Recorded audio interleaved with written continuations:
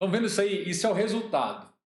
A, a metodologia é muito simples. Então, só enquanto a gente inicia, vamos fazer uma... Hoje é segunda-feira, estamos esquentando ainda e tal. Estão vendo aí o material? Beleza. O que acontece? Eu tenho essas fichas montadas aqui, olha, várias dessas montadas. Então, aqui é um estudo que eu fiz hoje, olha. Estudo de hoje. Eu estava estudando direito notarial e registral, está aqui. E eu estava tratando de delegações e aspectos institucionais do direito de serviços notariais. Estava fazendo a revisão, na verdade. O que acontece? Então, eu divido lá, na verdade, ou 2 ou 3 disciplinas por dia, eu não faço mais que 2 horas, 1 hora e meia por cada disciplina.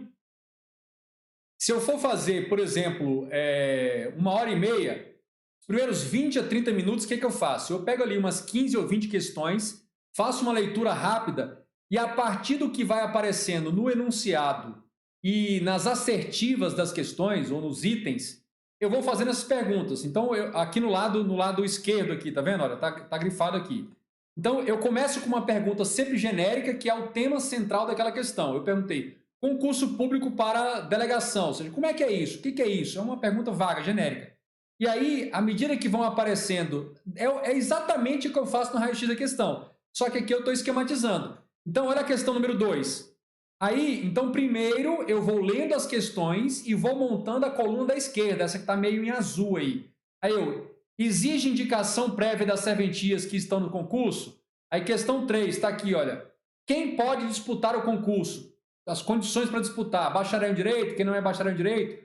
4. Quem é responsável pela realização do concurso? É o CNJ, é o Tribunal de Justiça, é a banca, é o governo do Estado? Aí 5. Quem tem competência para praticar o ato de outorga ou delegação? Quem é que faz a outorga, que me deu a delegação? É a corregedoria, é o CNJ, é o próprio tribunal, é a presidência do tribunal, é o presidente? Quem é? Então, aí eu faço todas as perguntas. Eu faço ali de 20 a 30 minutos. Cada questão, basicamente, dá uma coluna dessa de perguntas, olha. Aqui uma única questão, porque na verdade a pergunta não é por item, a pergunta é por elemento conceitual, que eu não esteja lembrando ou que eu preciso lembrar. Aí uma única questão de múltipla escolha me deu essas 8 perguntas. Aí isso eu faço em relação a umas 10, 20, 15 questões mais ou menos. Aí feito isso, olha, eu fiz uma questão, aí aqui fiz mais uma, olha, aqui ainda está em aberto, tá vendo? Isso aqui eu ainda vou completar ainda, mas aqui, ó, essa aqui é um bom exemplo. Eu fiz perguntas e aí o meu estudo teórico vai resumir isso aí. Bom, aí quando eu vou lá para o livro, para a videoaula, nesse caso aqui eu estava estudando um livro e a legislação também. Aí o que eu faço? Eu já dou um Ctrl L, acho aquele tema, dou uma lida ali em 2, 3, 4 parágrafos, uma página, 2, faço uma lida rápida e faço um resumo, um apontamento. Então, na verdade, esse resumo ele responde normalmente uma ou mais questões lá que está na coluna da esquerda. E aí depois tem uma outra resposta aqui, uma outra resposta, olha, tudo isso eu já estudei no material teórico, eu fiz mais ou menos 1 hora. Agora, quando eu for revisar daqui a uma semana ou menos, o que eu faço? Eu tampo essa parte que está em branco aqui, olha, eu tampo essa parte e leio as perguntas. Se já me vier à cabeça a resposta, ótimo. Se não vier a resposta ainda, aí eu venho aqui e leio e dou uma leitura no meu resumo. Mas primeiro eu tampo aqui, olha, eu encubro aqui, entende? Como se eu cobertasse aqui e aí eu vou fazendo a leitura. Então, vocês já devem ter percebido que eu tenho centenas, né, muitas dessas fichas arquivadas todas no meu computador. Isso permite, na reta final, faltando uns 20 dias, que eu faça a revisão de todo o conteúdo de 3 a 5 vezes. Todas as disciplinas, todos os tópicos, porque fica muito curto, entendeu? Então, na verdade, essa ficha aqui, essas 2 fichas aqui, eu vou trabalhar, eu tenho uma outra, depois eu mostro para vocês uma outra, mas em umas 5, 6 fichas dessa, eu resumo um ponto do edital, um ponto de constitucional, um ponto notarial. Então, para pegar lá os 10 pontos, por exemplo, ou os 15 pontos da disciplina, eu vou ter umas 50 fichas dessas, ou seja, eu resumo o conteúdo inteiro em 50 páginas. E aí, se eu pegar na reta final estudando ali 4, 5, 6, 8 horas por dia, né, dando um sprint, eu consigo revisar muita coisa. E quando você está revisando, você não precisa tanta mais atenção, tanta concentração, porque aquilo não é nada novo, é revisão, você está relembrando. Então, é só para vocês verem que professor Hermes Caetano é de carne e osso, dá trabalho, dá. Todo dia de manhã você acorda e faz isso, 1h30 numa disciplina, mais 1h30 na outra, mais 1h30 na outra. Isso aí cada um organiza de um jeito, mas o fato é que eu uso isso aqui. Isso aqui não inventei, isso aqui é uma chamada metodologia Cornell. Metodologia Cornell de fazer apontamentos para estudar. Então, tudo aqui tem uma sistemática que explora o melhor potencial do seu cérebro. Por quê? Porque eu vou nas questões, as questões me permitem formular perguntas que vão me entregar a resposta de conceitos que estão lá, que é basicamente o que eu estou fazendo aqui. Basicamente, o que eu faço aqui no raio-x da questão é o que eu faço nos meus estudos. Eu faço aqui junto com alguns amigos que a gente estuda conjuntamente aqui pelo Zoom e tal, e a gente chega a esse resultado. Então, o professor Hermes Caetano é de carne e osso, rala também, faz isso aí. Se você tiver interesse, professor, faz aí uma live, uma aula aí especial, só para você mostrar, eu mostrar ao vivo, eu estudar junto com você, a gente pega constitucional juntos, e aí eu mostrar como é que a gente faria isso aqui na prática eu faria. É uma coisa muito simples, é relativamente trabalhosa, mas o resultado é muito produtivo, porque você memoriza muito mais, você aprende muito mais, porque você tem que pegar aquela ideia e construir pequenos apontamentos, né? Essas setinhas azuis aqui são os apontamentos. Então, cada apontamento disso aqui, ó, às vezes isso aqui tem uma página e meia lá no livro, virou isso aqui. E é mais do que suficiente para você resolver a questão de prova. Chega de enrolação e já enrolei demais. Quem não gostou da enrolação, bota nos comentários. Detestei, o professor está enrolando para não dar aula hoje. Coloca aí. Coloque aí. Que a gente vai iniciar valendo o nosso raio-x da questão. Muito bem, iniciando oficialmente o episódio número 65 do nosso raio-x da questão. Estamos tratando uma série de aulas aqui que eu estou chamando de Jornada das Autarquias. Nós fizemos o episódio 64 e agora estamos no episódio 65, abordando o tema autarquias públicas. Vamos começar testando aqui a nossa caneta mágica. Está aqui, olha. Episódio número 65, estamos abordando a Jornada das Autarquias, dia 2, ou seja, já é a segunda aula em que estamos focando no tema autarquias. Sem mais delongas, então está aí, Jornada das Autarquias. Vamos para a questão número 1. Questão número 1. O enunciado diz, sobre autarquia, analisar os itens abaixo. E aí o item diz, tem como característica sua criação por lei.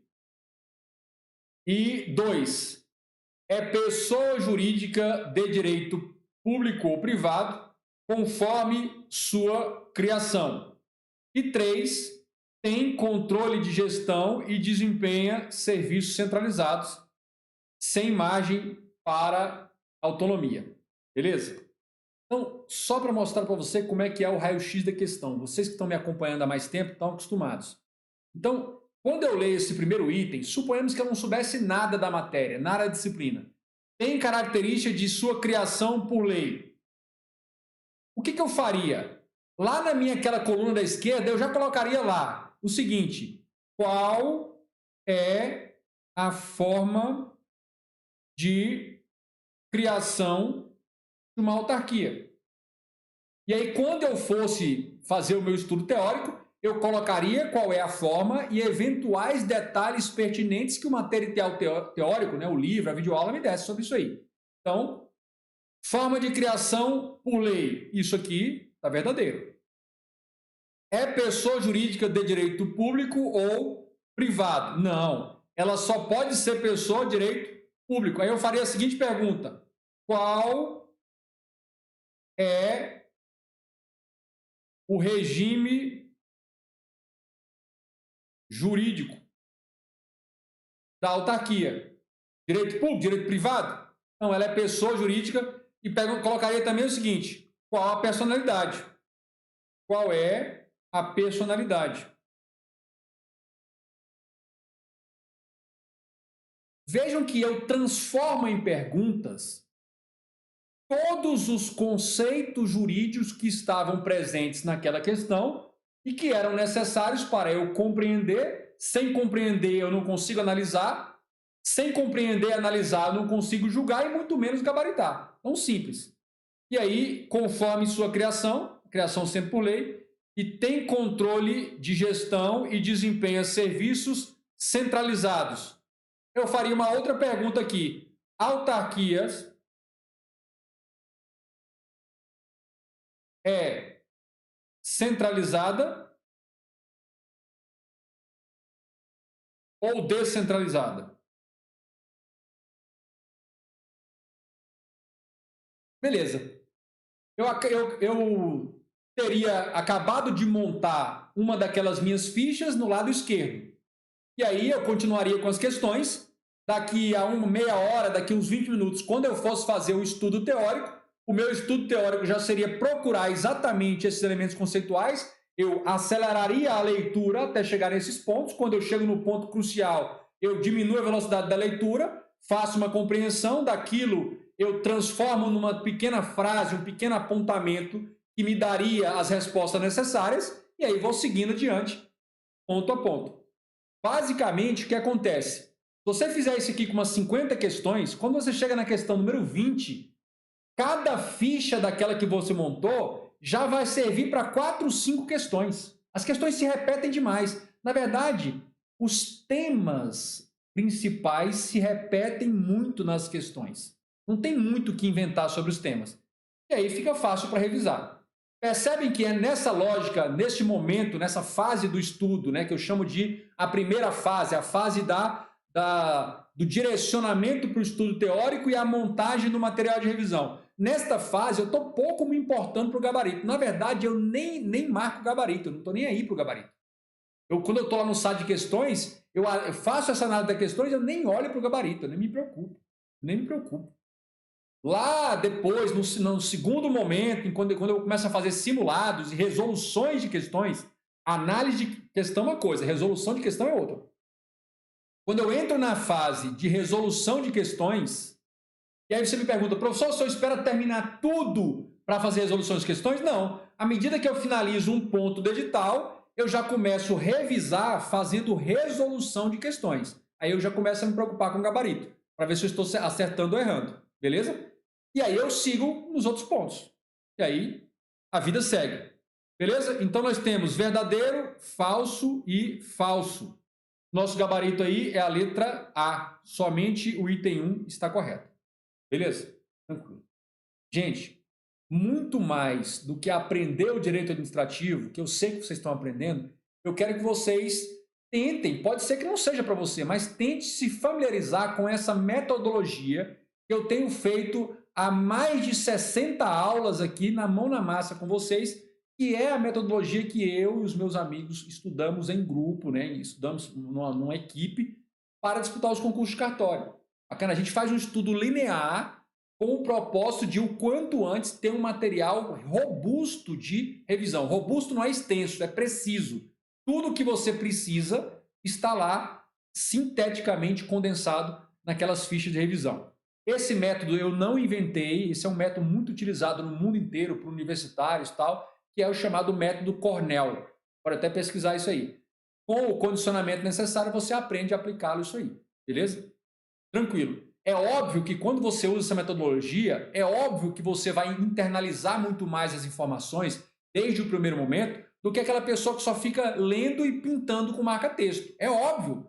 Quem lê e pinta com marca-texto termina de ler o livro muito mais rápido. Mas o grau de retenção dele é muito menor. Isso aí eu desafio qualquer um. Por quê? Porque eu já estudei na chamada metodologia pintar livro. Eu já estudei dessa forma e vi e sei o quanto mais produtivo é essa forma atual. Beleza. Vamos para a questão número 2. Questão número 2. Verifica-se que a administração pública é algo com elevada abordagem, tal como deve ser analisada e aplicada em todas as suas atividades.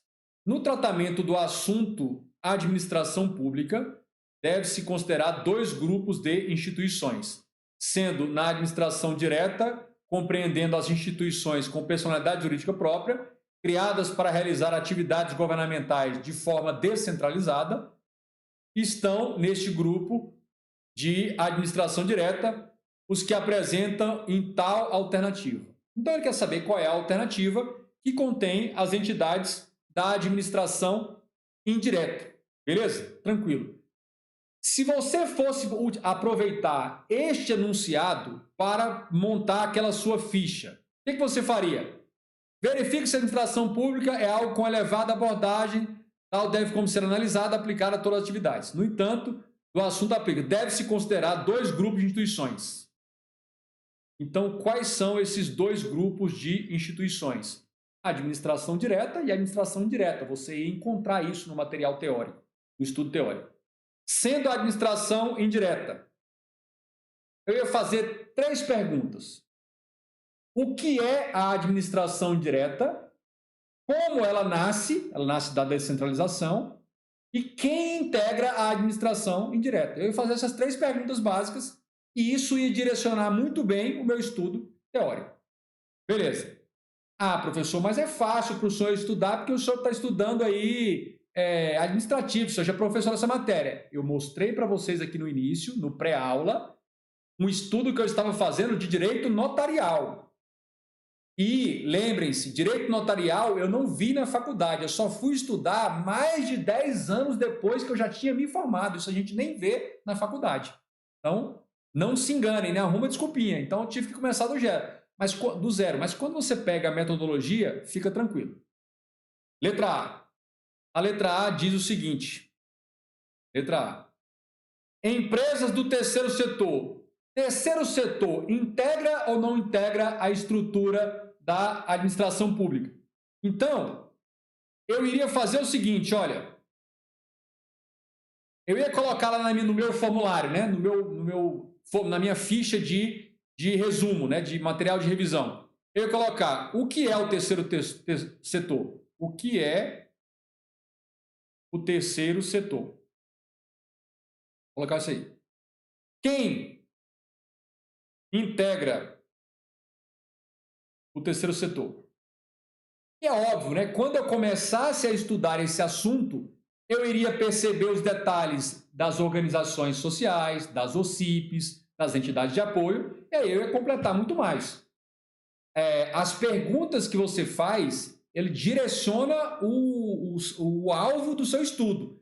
Se chegando lá você encontrou muito mais informações, aí você produz um material de revisão bem mais amplo do que só as perguntas. E você, inclusive, pode fazer mais perguntas para colocar na coluna da esquerda do que aquelas que você já encontrou nas questões. Quando você vai estudar o material teórico, você percebe a necessidade de mais perguntas. Aí você coloca mais perguntas. Porque lembrem, as perguntas terão uma função crucial na hora que você for fazer a revisão. Eu mostro mais adiante.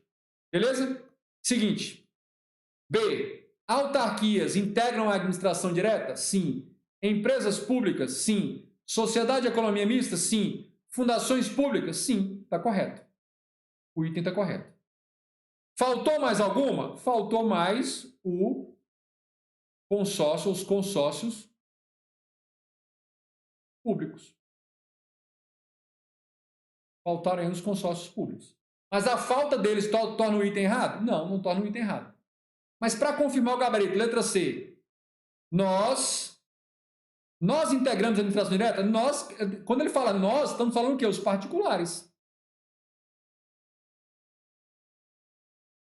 Os particulares integram a administração indireta? Jamais. Organização da sociedade civil, chamada OSC. Não, elas são entidades que integram a estrutura do terceiro setor, as paraestatais. Sociedade de economia mista, sim, integram a administração direta. Mas a letra C está errada. Letra D, sociedade de economia mista, sim, integram a administração indireta. Fundações públicas, sim. Fundações privadas, não. Fundações privadas não integram a estrutura da administração indireta. E a letra E, empresas públicas, sim. Empresas privadas, não.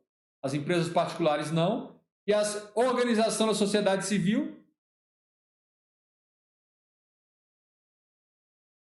as chamadas OSC, também não integram a administração direta. Então, gabarito, realmente, letra B. Bacana? Esse item nos mostra algo muito importante. Alguns examinadores, algumas bancas, tentam confundir entidades do terceiro setor com entidades da administração direta. Como é que você resolve isso? Você coloca no seu material de revisão a lista das entidades da indireta e a lista das entidades da administração do terceiro setor. E deixa bem claro em negrito que uma categoria não pode integrar a outra e assim sucessivamente. Beleza? Questão número 3. Questão número 3. Lá vai. 3 diz o seguinte: é entidade da administração pública indireta com personalidade jurídica de direito público, criada por lei específica do ente federativo para executar atividades típicas da administração pública. Então, vamos só destacar aqui as características. Diz, olha, entidade da administração indireta. Quando fala indireta, ou seja, quem integra a indireta? Quem integra a indireta?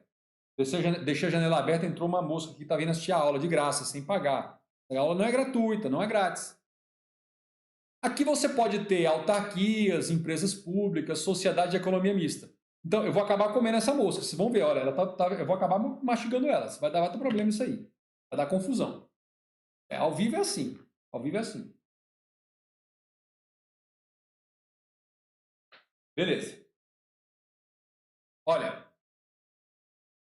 Então, quando o enunciado fala que é uma entidade que integra a administração direta, não ajudou muita coisa.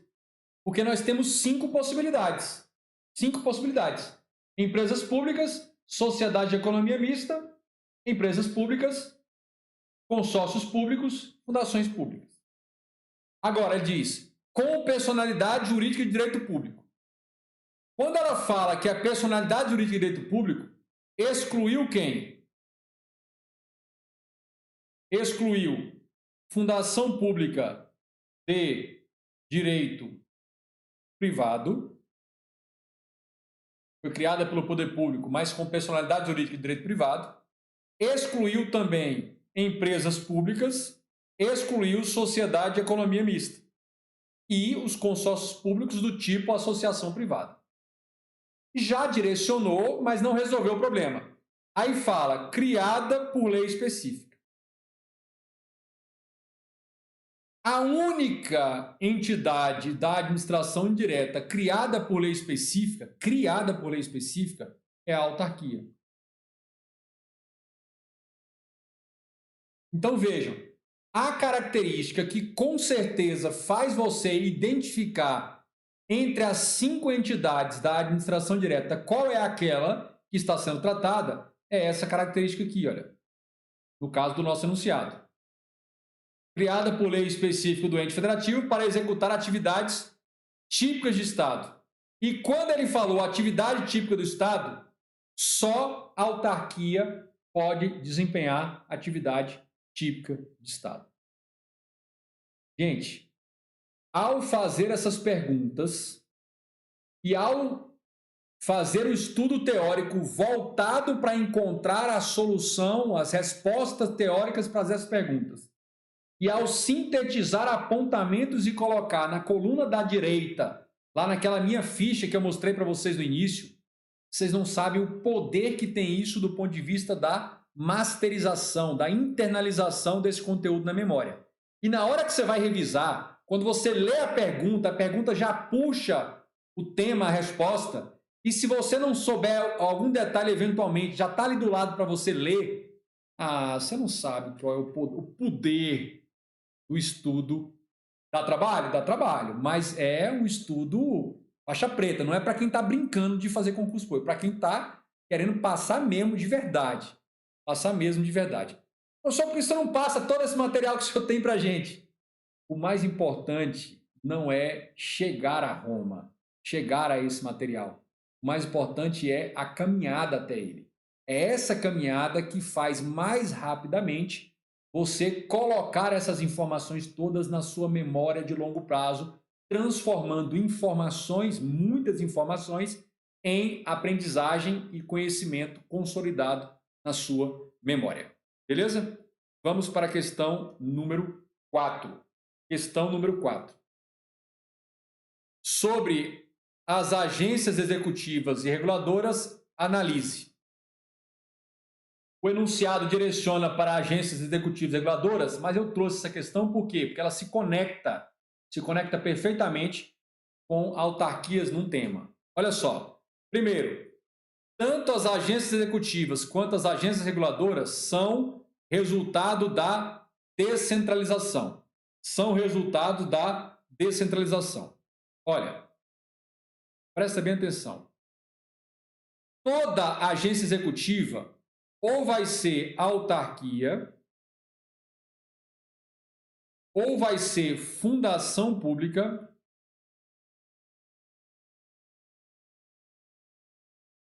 que, nos termos da legislação e nos termos do parágrafo 8º do artigo 37 da Constituição Federal, receberam, mediante um contrato de gestão, receberam o status de agência executiva.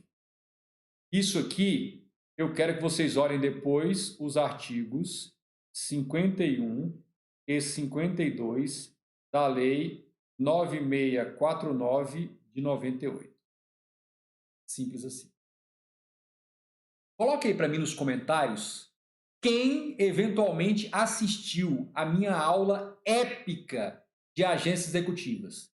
Não sei se ela ainda está no ar no canal, mas eu fiz uma aula épica, uma aula, modéstia às favas, sensacional, em que eu esmiucei todos os detalhes sobre a agência executiva. Coloca aí nos comentários quem já assistiu essa minha aula sobre agências executivas. Beleza. Aqui no canal, quem assistiu aqui no canal, nos nossos raios-x. Então, isso aqui está verdadeiro. Agora, olha o item 2.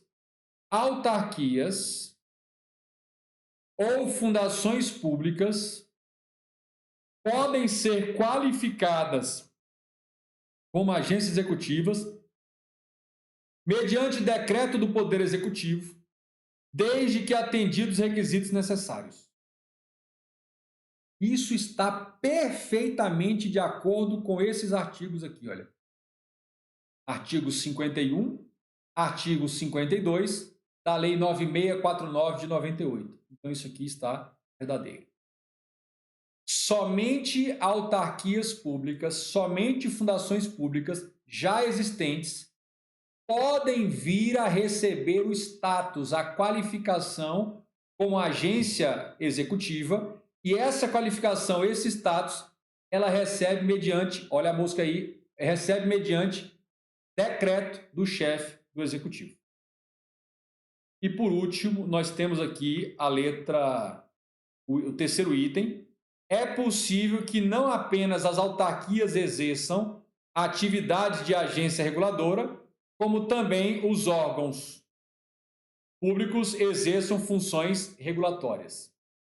Funções regulatórias podem ser desempenhadas por agências reguladoras e por órgãos que exerçam a função de regulação. Então, isso está correto. Isso está correto. Então, aqui, funções regulatórias, ou seja, a atribuição de regular. Isso normalmente é feito por agência reguladora, mas pode ser feito também por órgãos. Pode ser feito também por órgãos essa atividade de regulação. Também pode ser feito por órgãos. Também pode ser feito por órgãos. Quer ver uma coisa? Olha, o Departamento de Polícia Federal,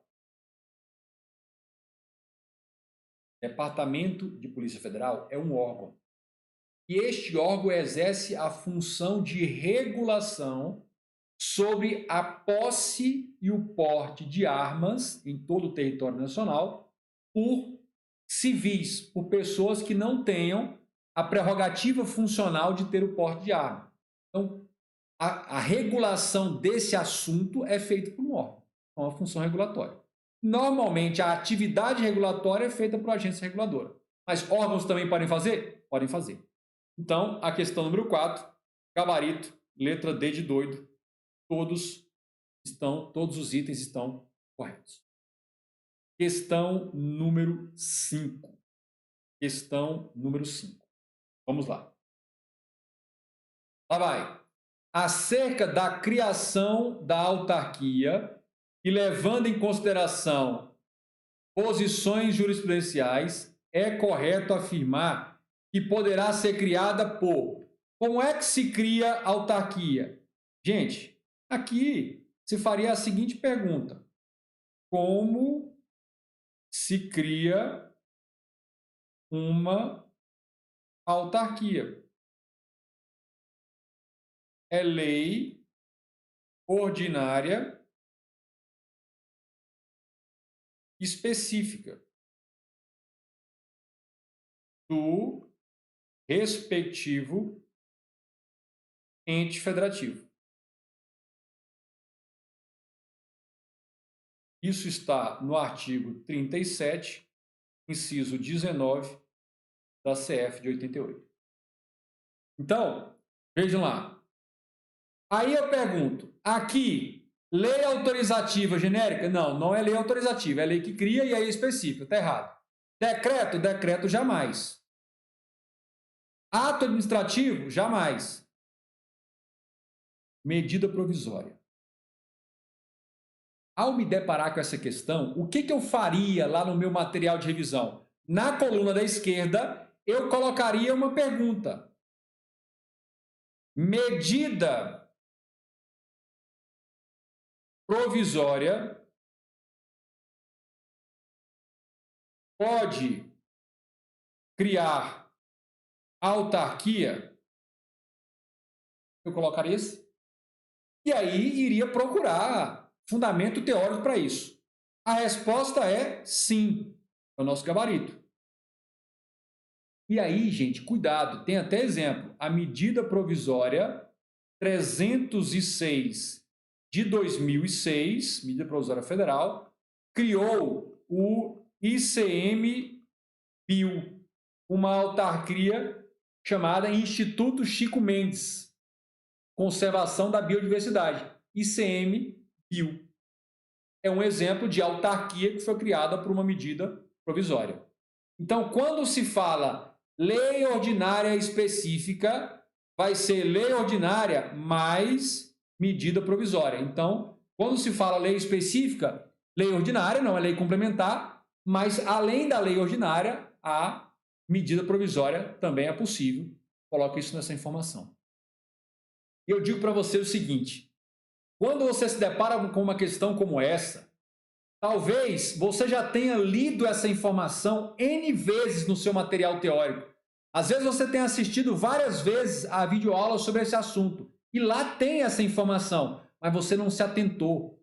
O seu radar, sabe aquele estalo de dar importância para isso, não foi destacado. Mas quando você faz esse tipo de análise das questões, que você faz a pergunta e que isso consta lá naquele seu material de revisão, porque toda vez que você for usá-lo para revisar, você vai ler a pergunta e vai buscar na sua cachola a resposta. Se a cachola não achou a resposta, aí você vai no lado direito e lê.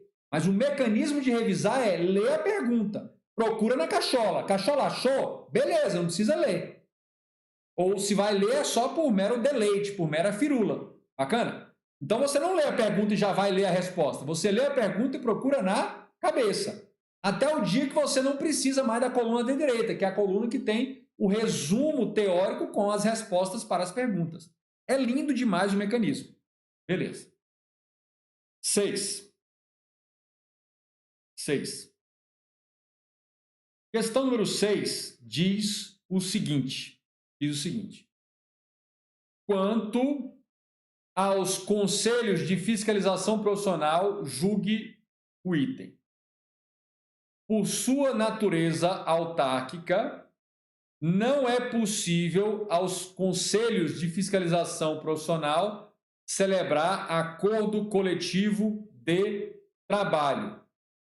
Por sua natureza autárquica, não é possível celebrar acordo coletivo de trabalho. Isso aí está correto. Beleza. O que a gente perguntaria aqui, olha?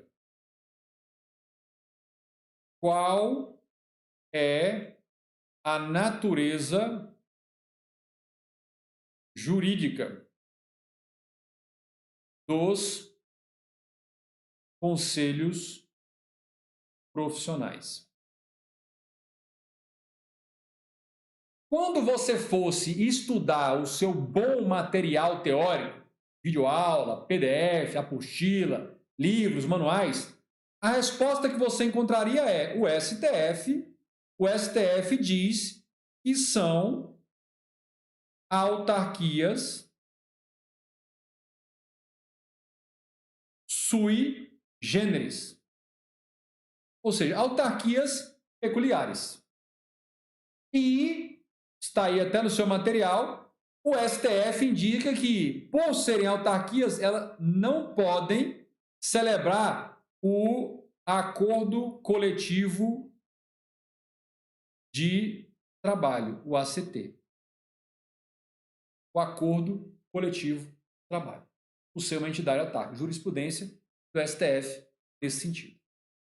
Tudo bem? E aí você já incluiria essa informação, mais a revisão teórica apontada lá no seu esquema, na sua ficha de revisão. Beleza? Tranquilo. Questão número 7. Questão número 7. Lá vai. A Rosane está perguntando, então agora será desfeito por medida provisória? Não, Rosane, lembra o seguinte, que se uma autarquia entrou na ordem jurídica por medida provisória, precisa ser convertida em lei. Lembra? A medida provisória precisa ser convertida em lei. E depois que já convertida em lei, para extinguir essa autarquia, agora ou se faz ou por uma lei ou por uma medida provisória. Então, pode entrar por lei, pode entrar por medida provisória, pode ser criada por lei e medida provisória. E pode extinguir por uma coisa ou por outra. Tanto faz. Tudo bem? Essa é a dúvida muito pertinente aí da Rosane. Questão número 7. Acerca da natureza jurídica e das prerrogativas dos conselhos de fiscalização profissional, CREA, CRM, CRC, COREM, diz o seguinte: embora os conselhos sejam considerados autarquias, e de fato são, as condenações judiciais de obrigação de pagar a quantia certa impostas aos conselhos de fiscalização profissional não se submetem ao regime de precatórios. Então, aqui, o que a gente perguntaria? Os conselhos profissionais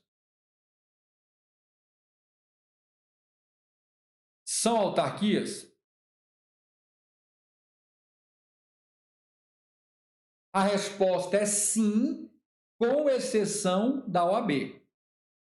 O próprio Supremo Tribunal Federal disse que a OAB é um conselho, na verdade é o único conselho profissional que não tem a mesma natureza jurídica autárquica que os outros conselhos. A gente vai revisar isso e aprofundar mais adiante na nossa mini aula de autarquias que está vindo pela frente aí. E aí diz, as condenações judiciais não podem ser cobradas mediante regime de precatórios. Aí a pergunta é o seguinte: cabe o regime de precatórios contra os conselhos, vamos apagar aqui, contra os conselhos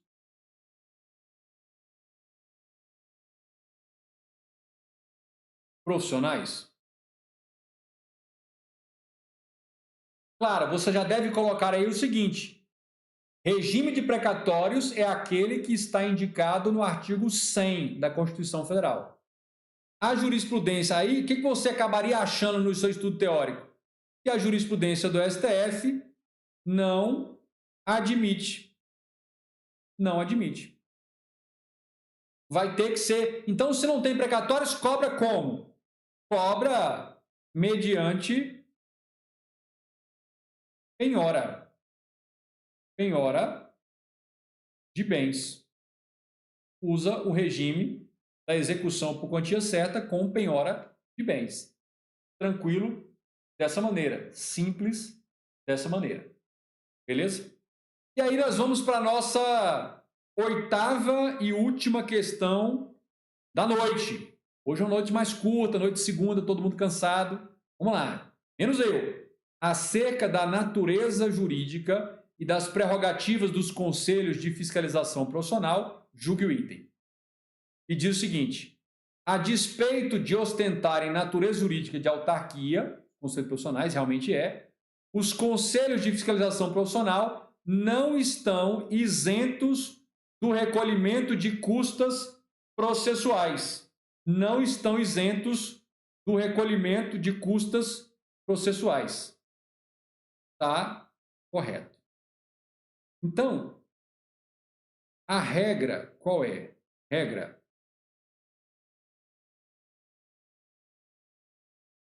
autarquias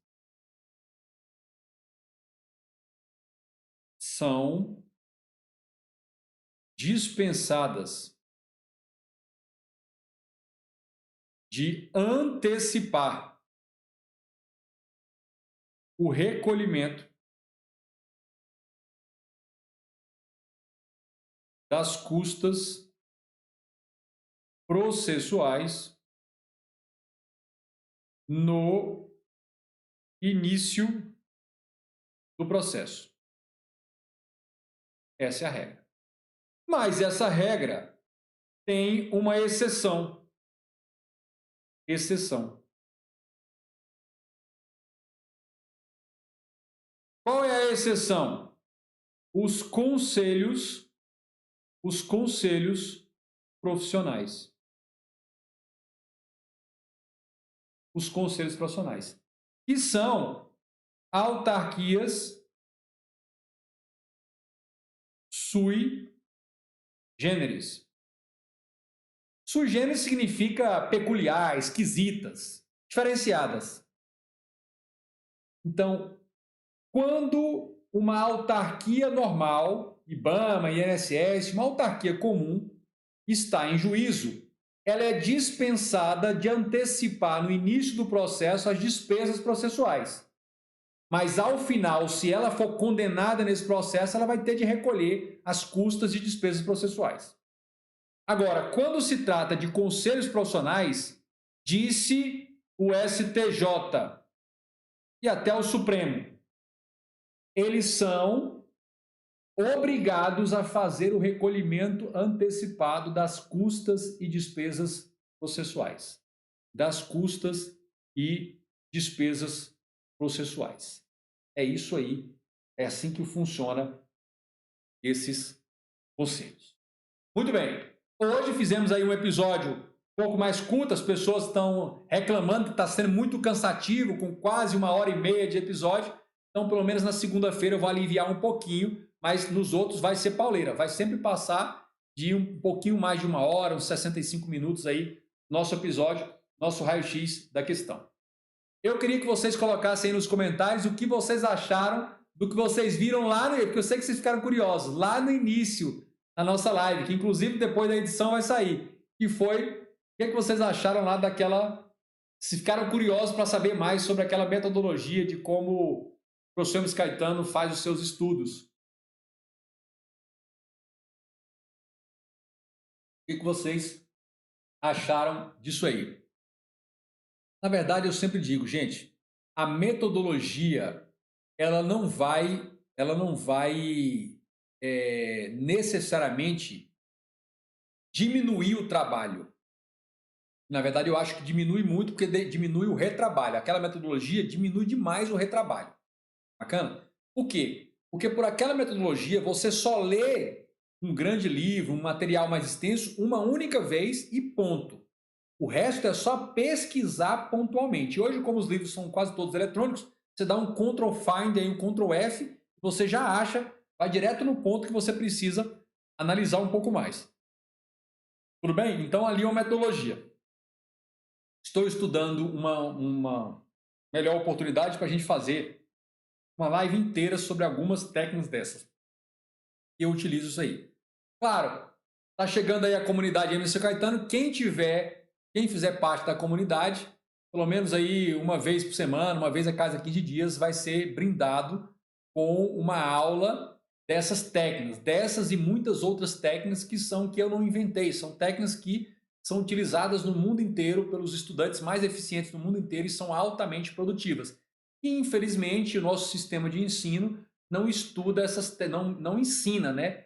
Essas técnicas, ou seja, você não aprende a aprender, qual o melhor mecanismo, ferramentas de você aprender os conteúdos e revisar os conteúdos e internalizar os conteúdos. Mas vai chegar o momento da gente compartilhar isso aí. Hoje só foi uma pequena amostra para vocês. Falei, não, vou mostrar para eles como é que acontece. Porque às vezes a pessoa, professor Caetano estuda, como é que será que ele estuda, o que ele usa, tal, não sei o quê. É uma metodologia muito simples, ela já é tradicional, já é usada há anos, mas que quando você pega o jeito da prática, fica muito rápido, né? Na verdade, ali, com 20 minutinhos, 25 minutos, eu faço 15, 20 questões, já analiso 15 ou 20 questões de concurso, já monto ali as planilhas rapidinho e depois eu vou para o material teórico, e aí mais uma hora e meia rapidinho também, eu já vou preenchendo. Se não completar num dia na grade de estudo, quando eu for voltar a estudar daqui 2, 3 dias, eu completo aquilo ali e aí segue o jogo. Se vocês gostaram dessa live de hoje, deixa um like. Estão gostando dos conteúdos, indique para os amigos e inimigos. Mas é o seguinte, olha, vai na descrição desse vídeo aqui, se inscreva lá para entrar na lista VIP, porque está chegando aí, muito breve tempo, como vocês já devem estar sabendo, a pré-estreia aí da comunidade Emerson Caetano de estudos para concursos públicos e direito administrativo, especialmente direito administrativo. Mais uma vez, muito obrigado a vocês por me acompanharem aqui. Um abraço. A gente se encontra amanhã no episódio número 63 com mais um raio-x da questão. Tchau, tchau.